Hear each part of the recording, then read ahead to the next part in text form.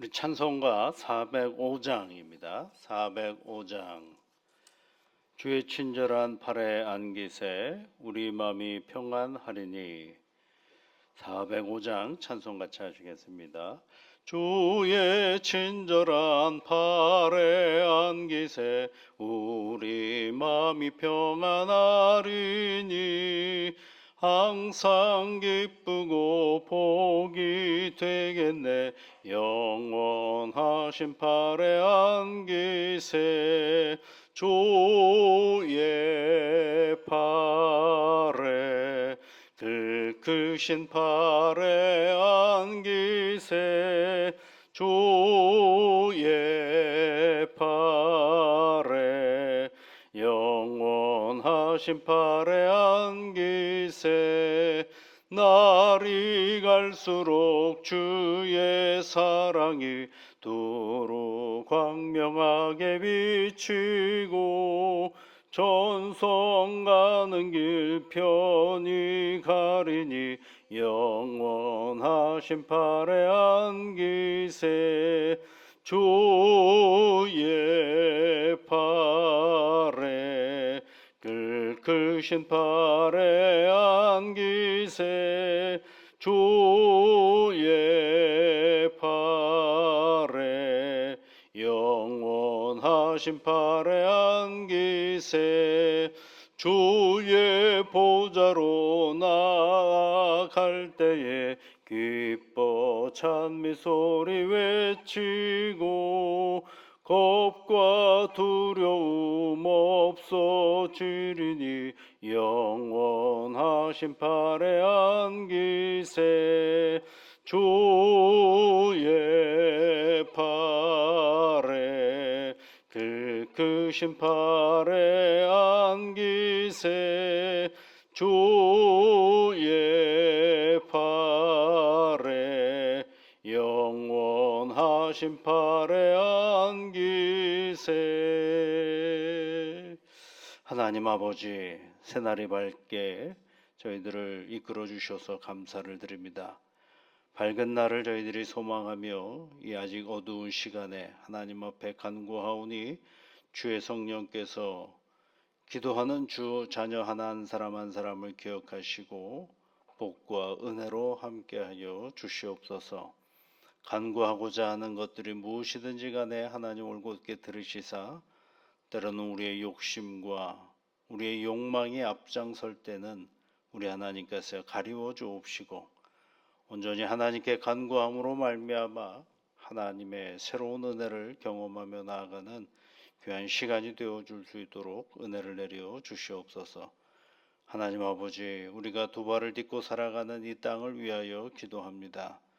하나님, 이 나라를 기억하시고 하나님이 주시는 은혜와 평강으로 함께 하셔서 이 세상을 살아가는 모든 이들에게 하나님 수고의 기쁨과 감사의 열매가 있는 일상이 되도록 지켜 인도하여 주시옵기를 간절히 비옵고 원하옵나이다.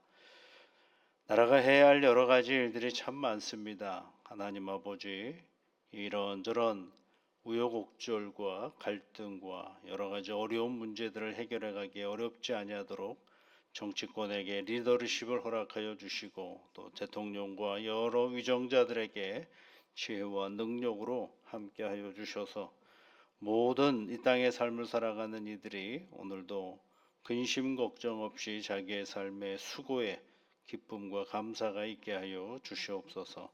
예수님 이름으로 기도드립니다. 아멘. 하나님의 말씀은 느헤미야 말씀을 보겠습니다. 느헤미야 2장 1절부터 9절까지 말씀을 보겠습니다. 함께 같이 읽을까요?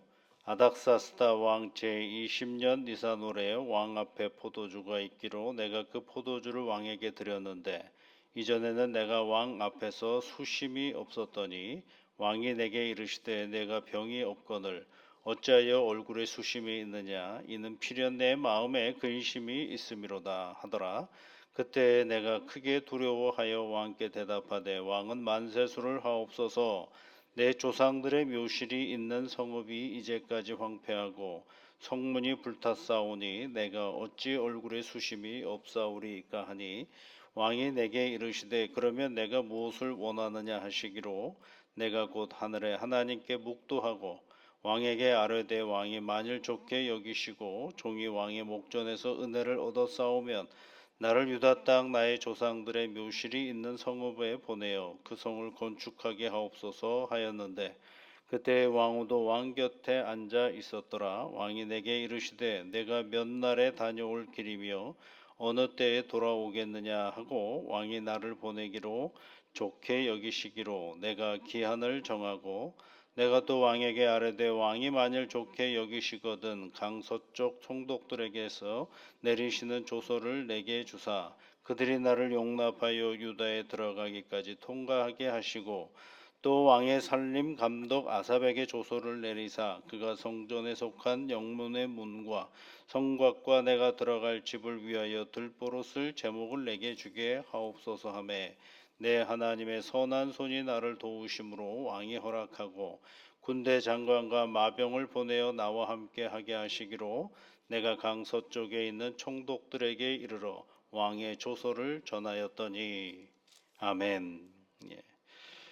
이제 느헤미야가 하나님 앞에 기도하고 그 다음에 이제 유다로 갈 결심을 하고 그리고 이제 왕에게 이야기를 하는 장면이죠. 여러분 혹시 믿음 생활 하시면서 이런 경우는 있으시는지 모르겠어요. 뭐냐면 나는 믿음 생활을 해갑니다. 그리고 기도합니다. 그리고 나름 응답을 받을 수 있죠. 그렇죠? 하나님께서 환상을 통해서도 말씀을 통해서도 깨달음을 통해서 내게 응답을 주셨어요. 그래서 이제 그 일을 처리해가는 과정에서 누군가가 이제 만나기도 하고 일을 처리해 갑니다. 근데 그 상대방은 하나님의 음성을 들었을까요? 상대방은 내가 하는 말을 이해가 될까요? 상대방은 나는 하나님께서 이 일을 하라고 했는데 상대방은 과연 그것을 저 사람이 하나님의 음성을 들어서 저런 일을 하는구나 라고 이해할 수 있을까요? 예, 그걸 이해하게만 할 수 있을 거라고 생각하는 건 굉장한 무지입니다. 무지. 나는 하나님의 음성을 받아서 그 일을 진행하지만 상대방은 그렇지가 않거든요. 그러니까 내가 받은 환상의 그 내용들을 그것들을 응답 받았다라는 것들을 내 삶의 자리에서 펼쳐갈 때에는 음성을 가지고 펼쳐가는 게 아닙니다. 내가 들은 능력을 가지고 펼쳐가는 것이 아니라 내 앞에 있는 상대방을 어떻게 그 내가 들은 음성의 자리에 함께 가게 만들 것인가를 생각하면서 가는 것이지 내가 믿음을 가지고 있으니까 마구잡이로 하면 저 사람은 다 따라올 거라고 생각하는 건 뭐라고요? 무지. 굉장한 무지죠. 하나님을 모독하는 행위나 다름이 없습니다. 자, 오늘 보세요, 여러분. 느헤미야가 하나님 앞에 기도했잖아요. 성곽이 무너지고 예루살렘이 피폐해졌다는 소식을 듣고 여러 시간 동안 통회하면서 하나님 앞에 기도를 했습니다. 이제 그 기도를 하고 누구 앞에 나갔느냐 하면 이 느헤미야가 먼저 왕에게 찾아가 가지고 이러이러합니다라고 말한 적이 없어요. 오늘 시작은 누구로부터 시작이 되냐면 아닥사스다 왕으로부터 시작되는 것을 알 수가 있어요.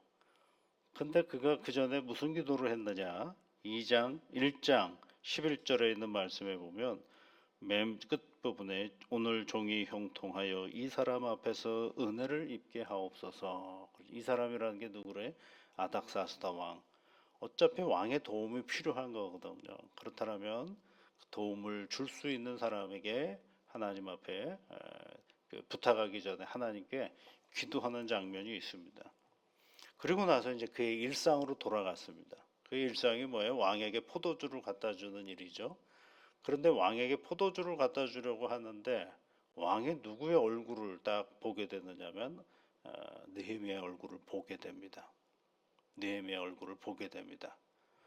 그런데 너무도 두 사람은 가까이 있는 사람들 아니겠어요? 그러니까 평상시 같지 않은 느헤미야의 얼굴에 수심이 가득한 것을 보고 묻겠죠, 당연히. 너 왜 그러느냐? 아프냐?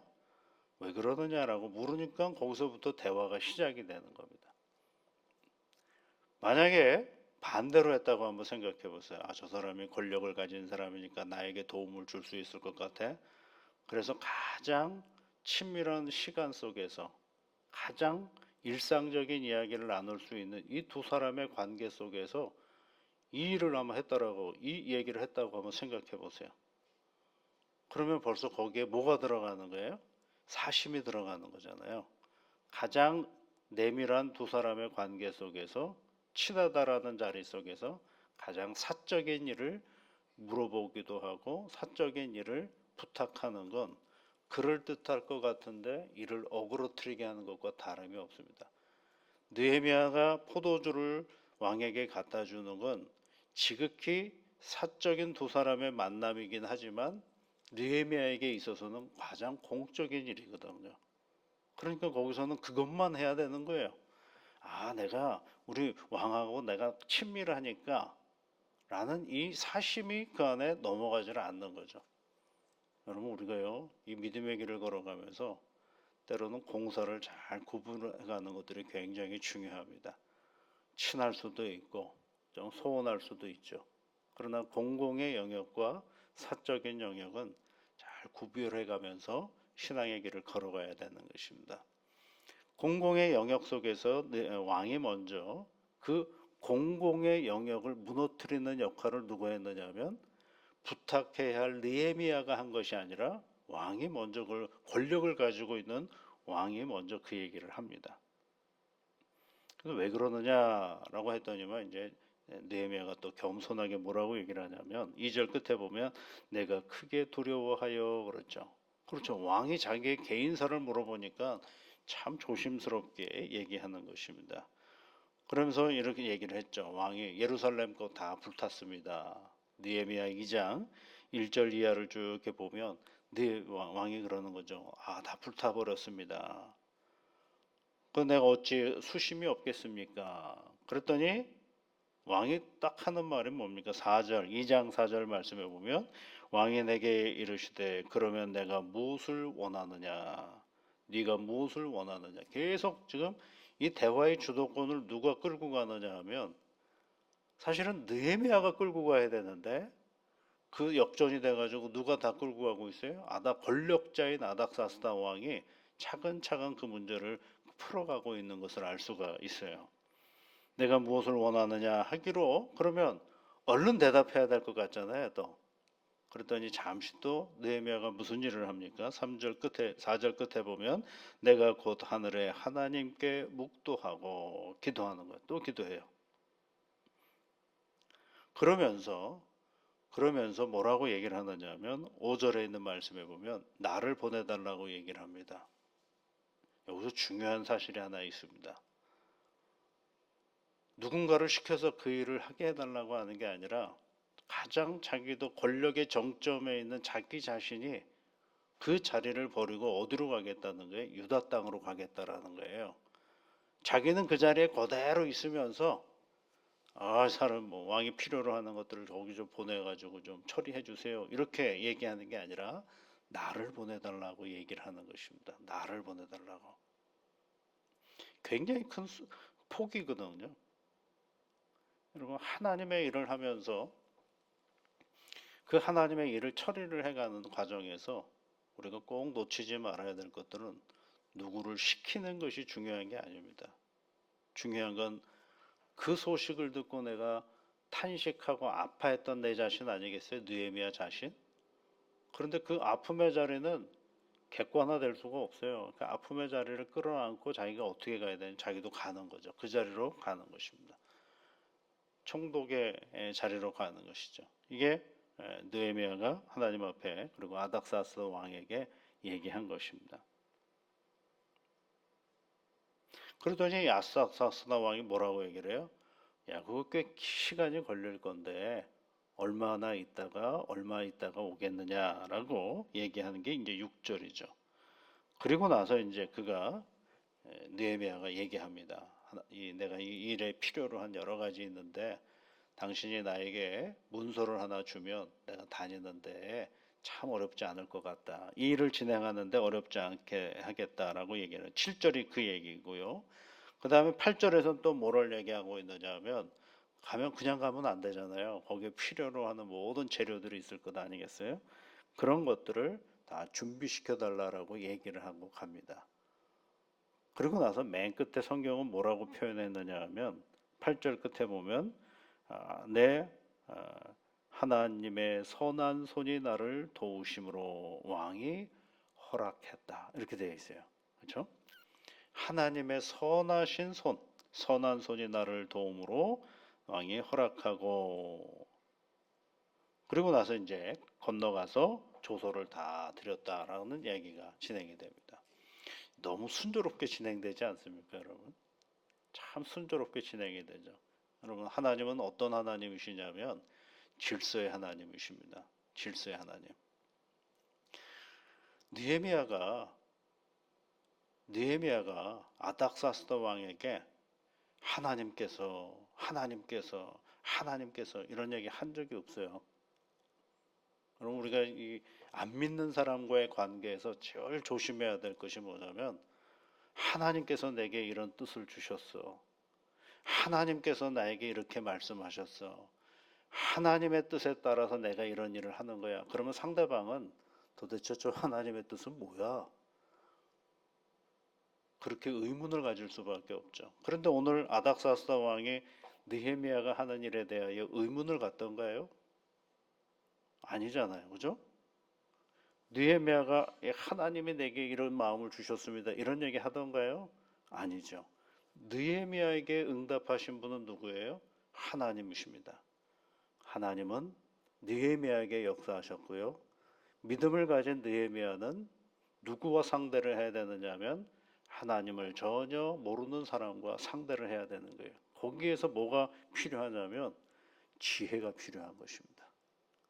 그 상대방이 하나님의 내가 받은 하나님의 뜻을 이루어 갈 수 있도록 상대방의 여러 가지 형편과 상황들을 하나님이 움직여 달라고 기도하고 그러면서 차근차근 문제를 풀어가는 거예요. 여러분 예루살렘이 무너졌다라고 했을 때 느헤미야에게는 격동의 마음이 생겼어요. 감정이 막 복받쳐 올랐어요. 너무 탄식하고 아파했어요. 그런데 느헤미야가 아닥사스다 왕에게 문제를 풀어갈 때는 감정이 없어요. 이거는요. 차근차근 하나씩 문제를 풀어가는 건데 근데 우리는 반대로 가죠. 하나님 앞에는 격동하는 마음이 없으면서 그 문제를 풀어갈 때는 온갖 복잡한 내 감정을 다 쏟아내가지고 문제를 어떻게 봐요? 어그러뜨리고 뒤틀려가지고 오히려 문제를 못 풀어갈 때가 더 복잡할 때가 더 많은 거죠. 반대로 가야 되는 겁니다. 격정된 내 마음과 탄식의 내 마음이 있다라고 한다면 아픈 마음이 있다라고 한다면 그것은 다 하나님께 쏟아내셔야 됩니다.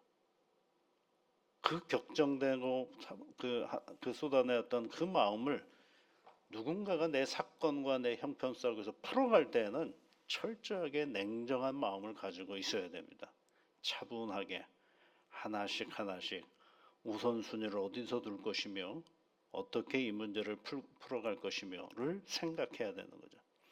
그 생각함의 시작이 뭐였느냐면 하나님 내가 하고자 하는 이 일에 그 사람이 필요한데 그 사람의 마음을 그 사람을 통하여 내게 은혜를 주시옵소서라고 얘기를 하니까 하나님의 내게 주실 은혜를 그 사람을 통하여 받게 해달라고 기도하고 시작하는 거죠. 그러니까 문제가 내가 풀어가야 되는데 시작을 누구로부터 시작해요? 아닥사스다 왕으로부터 시작되는 것을 알 수가 있어요. 단지 나는 뭐예요? 기쁜 일이 아니니까 예루살렘이 망했다라는 게 기쁜 일이 아니니까 그 마음에 얼굴에 수심이 좀 있었을 뿐인데 그것을 간파하고 차근차근 문제를 풀어가는 것을 알 수가 있어요. 근데 오늘 성경 그 일이 잘 풀려가는 맨 끝에 오늘 또 뭐라고 얘기해? 8절 끝에 보면 내 하나님의 선한 손이 나를 도움으로 왕이 허락하고 이렇게 돼 있어요. 느헤미야가 뭐라고 얘기를 하는 거예요? 왕의 선한 내 하나님의 선한 손이 나를 도와서 왕이 허락했다라고 얘기를 하고 있습니다. 이 표현은 다시 1장 11절에 이 사람 앞에서 은혜를 입게 하옵소서, 이 구절하고 같은 맥락이죠. 여러분, 오늘도요 우리가 새로운 하루를 시작합니다. 사람과의 관계나 여러 사건들 속에서 내 마음대로 돌아가지 않을 때가 있죠. 그럴 때일수록 우리는 뭘 해야 돼요? 차분해야 됩니다. 하나님은 어떤 하나님이세요? 고린도전서의 말씀, 질서의 하나님이시구나. 차분하게 가면 문제가 해결이 되어집니다. 근데 누구한테는 그 답답한 마음을 토로해야 되는 거예요? 하나님께는 다 쏟아내십시오. 그러면 질서의 하나님이 봅니다. 여러분, 제가 가끔 말씀드리는 비유가 있잖아요. 빗물이 비거에다 유리그릇에 빗물이 떨어질 때는 어떻게 해요? 뿌엽니다. 그냥 뿌여서 아무것도 할 수가 없고 볼 수도 없어요. 그런데 거기에 뭐가 필요하냐면, 거기에 시간이 조금만 지나고 나면 내 마음을 좀 잘 정리하고 있으면 뭐가 가라앉아요? 먼지가, 빗물 속에 있는 먼지가 쫙 가라앉습니다. 근데 중요한 건 뭐냐면, 그 먼지를 내가 가라앉힙니까? 내가 가라앉히는 거예요? 아니에요. 시간이 가라앉히는 거예요. 조금만 시간이 지나면 쫙 가라앉아서 먼지와 맑은 물의 경계가 보이기 시작을 해요. 그 다음부터 하면 됩니다. 그 시간은 내 마음에 격동되어진 내 마음, 분산되어진 내 마음을 누구한테로 돌리는 시간이냐면, 하나님께로 내가 거기로 돌려놓으면 사건과 사태는 그냥 가라앉아요. 때가 되면. 그리고 나서 그때 이제 움직이기 시작하면 되는 겁니다. 이게 하나님이 우리에게 오늘 삶을 살아가도록 주시는 것입니다. 그러니까 우리가 기도하면서 시작하는 것입니다. 선한 하나님의 손이 나를 도우심으로라는 이 구절처럼 오늘도 도우시는 하나님의 선한 손길이 사랑하는 우리 성도님들의 인생 가운데 함께 하시기를 주의 이름으로 축복합니다. 우리 같이 기도하겠습니다. 하늘에 계신 우리 아버지, 아버지의 이름을 거룩하게 하시며 아버지의 나라가 오게 하시며 아버지의 뜻이 하늘에서와 같이 땅에서도 이루어지게 하소서. 오늘 우리에게 일용할 양식을 주시고 우리가 우리에게 잘못한 사람을 용서하여 준 것 같이 우리 죄를 용서하여 주시고 우리를 시험에 빠지지 않게 하시고 악에서 구하소서. 나라와 권능과 영광이 영원히 아버지의 것입니다. 아멘.